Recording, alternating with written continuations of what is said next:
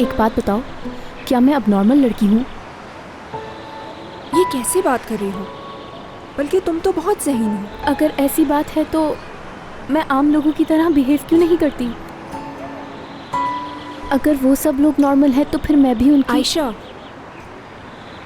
तुम बहुत ख़ास हो, बहुत ही ख़ास।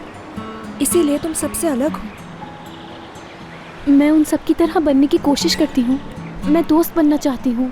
पहली बार मैं सिनेमा में कोई मूवी देखती, लेकिन मैं नहीं कर सकी। वहाँ बहुत ज़्यादा शोर था, रोशनी भी बहुत थी और इर्द गिर्द लोग भी बहुत ज़्यादा थे। मैंने पूरी कोशिश की लेकिन मैं नहीं देख सकी। मैं समझ सकती हूँ आयशा, तुमने अपनी पूरी कोशिश की। परेशान मत हो। क्या मैं कभी सिनेमा में जाके मूवी नहीं देख पाऊंगी एलिया? समझ आ गया मुझे।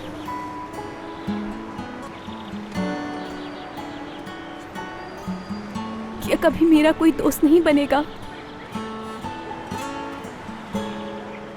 तुम्हारे ये दोस्त तुम्हें समझ नहीं पाया आयशा, लेकिन मैं वादा करती हूँ एक दिन तुम्हारे ऐसे दोस्त होंगे जो तुम्हें समझ सकेंगे। वादा करती हूँ।